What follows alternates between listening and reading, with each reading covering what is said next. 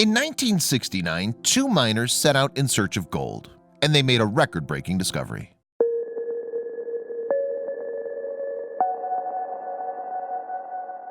It's February 1969, and two Cornish prospectors are digging in the gold fields of Victoria, Australia. They then stumbled across something so unexpected that neither of the men could have believed their luck. Indeed, what they unearthed would have an indelible mark on history to this day. Victoria is the second most populated state in Australia, but in the mid-19th centuries, it had more in common with the American Wild West than anything else. That's because the country had its very own gold rush, and the promise of glittering riches brought people from all over the world to the middle of this nascent colony. The Australian gold rush was kicked off after a prospector discovered specks of gold near Bathurst in New South Wales in February 1851. Soon after, more of the yellow stuff was found in Victoria, and before long, money began pouring in, helping the country's gold fields prosper. Meanwhile, at the peak of the rush, around 2 tons of gold poured into Melbourne's Treasury building every week. And in the 1950s, an influx of the precious metal to Britain helped the country pay off its international debts and allowed it to expand in growing its empire in the latter half of the 19th century. As you'd expect, the huge number of miners that flocked to Australia from around the world had a dramatic effect on its population. In fact, a year after the gold discovery in New South Wales, over 500,000 people had arrived in the Australian goldfields. In some cases, town populations grew by 1,000%, and in one case by 3,000% over the period of a decade. Of course, those populations would leave as quickly as they had arrived once the supply of gold was exhausted. And with such huge demand and scarcity of the precious metal, production eventually began to slow. Furthermore, in 1915, the export of gold from Australia was prohibited, and the gold standard was abolished, leading to many towns being abandoned. But back in the 1850s, the gold rush was just getting started. Words of the discovery eventually spread to Britain, and in the ears of John Deason and Richard Oates. Former tin miners, the pair lived in Cornwall, a county on Britain's southwest coast at the time. Deason and Oates then decided to sail to Australia to seek their fortune as gold prospectors. With the former arriving in the country in 1853, and the latter the year after, the pair then headed southeast. And in 1862, the men ended up in the township of Malagal in Victoria. And thanks to the gold rush, Malagal was thriving. Boasting 11 pubs during the peak of the rush, around 1855, the town population reached some 16,000 people. And in 1862, it counted both Deason and Oates among its many gold prospecting residents. Digging for gold like other prospectors, Deason and Oates etched out a living, reliant only on the precious metal they found to be able to live. If consecutive digs yielded nothing, they quickly ran out of money and food. But then again, all the pair needed was one big score. Nevertheless, by early 1869, the pair were in debt. In fact, the men were so poor that they were refused credit to buy flour, according to the Dunolly Museum website. But still hopeful, Deason and Oates carried on digging, and on one February morning,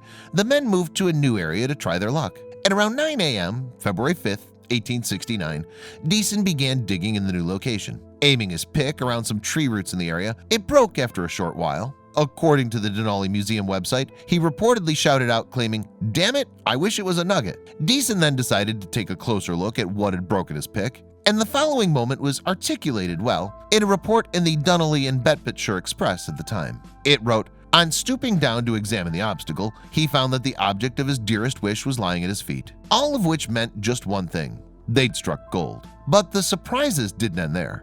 Not only had the pair found gold, but the nugget looked huge. According to Deason's account of the event, written in 1905, he then asked his companion, "What do you think, Dick? Is it worth 6,000? Oh, he said, more like 2,600. The men then immediately excavated the huge chunk of precious metal, hauled it onto their cart, and took it back to Deason's shack. Meanwhile, Deason described what the pair did next in his 1905 account.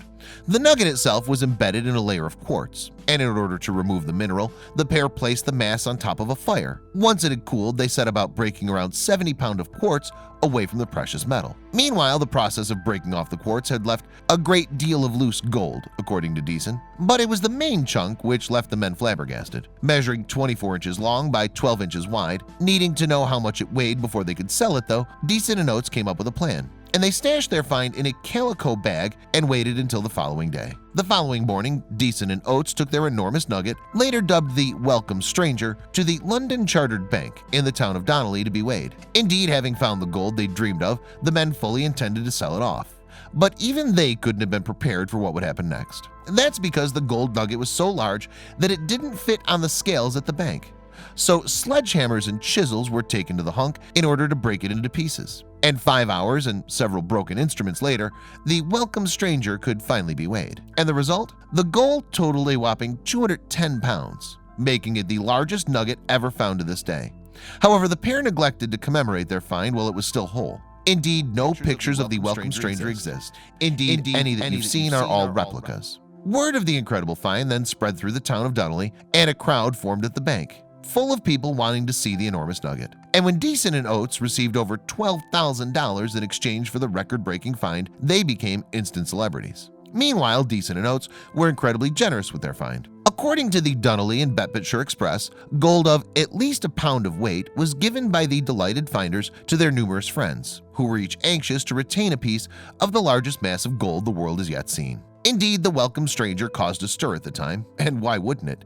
Deason and Oates were living every digger's dream, and as a result, many were drawn to Dunolly to catch a glimpse of the nugget. And the town even commissioned a stone memorial in 1897 to commemorate the incredible find. Meanwhile, though Deason and Oates made what in the 1860s was an enormous amount of money, it's believed that the welcome stranger would be worth a whole lot more if it were found today. Dermot Henry, head of sciences at the Museum of Victoria, told Australian newspaper The Age in January 2019 that the nugget would be worth nearly $3 million today. But at auction, he argued that the price could jump to $8.5 million.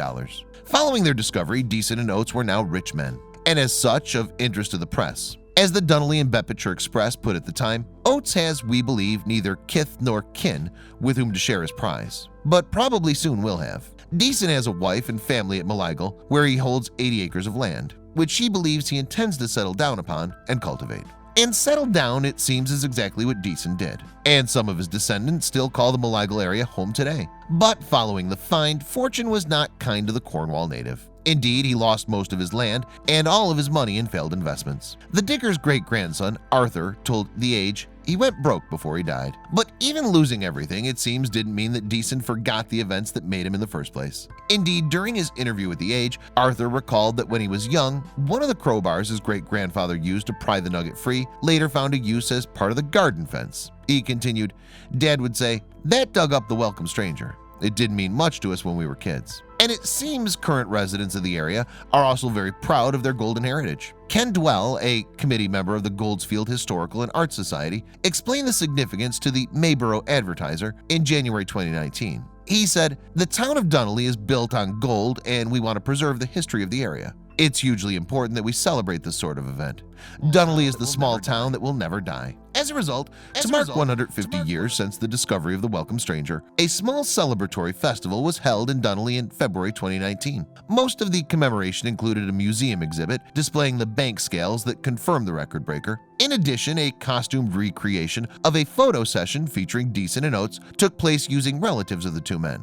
Of course, 150-year-old tales of discovery can often take on mythological properties. For instance, despite knowledge of the true tale of the welcome stranger's discovery, a couple larger-than-life origins have emerged. The first concerned Deason and Oates making their way home from the pub, more than a little worse for wear.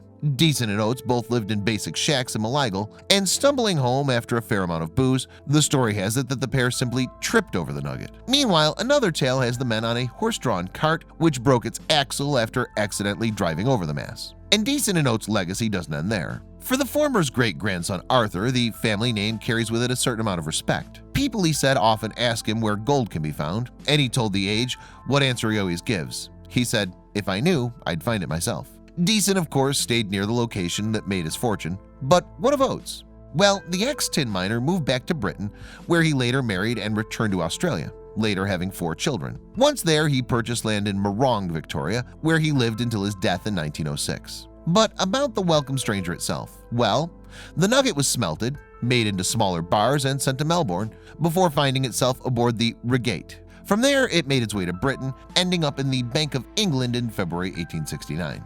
Meanwhile, the welcome stranger isn't the only enormous nugget found in Victoria. 11 years prior to its discovery, more Cornish miners unearthed another gigantic find. Indeed, in June of 1858, a workman's pickaxe struck gold. So much, in fact, he reportedly fainted when he saw it. A co-worker then reportedly found his fellow miner prostrate and thought he'd keeled over and died. But upon turning over his unconscious co-worker, he too saw the nugget and promptly fainted as well. Indeed, so large was the find that miners were convinced that they'd found a solid gold reef. When fully excavated, the gold lump measured 18 by 6 inches and was shaped like the head of a horse. Named the Welcome Nugget, it fetched almost $14,000 when sold in 1859, and eventually ended up at Britain's Royal Mint, where it was melted down and made into sovereigns. Meanwhile, replicas of the Welcome Nugget can be seen at several institutions in Australia, including the Powerhouse Museum and the Museum of Victoria. And another model of the monster find is found in the Mineralogical Museum at Harvard University in Cambridge, Massachusetts.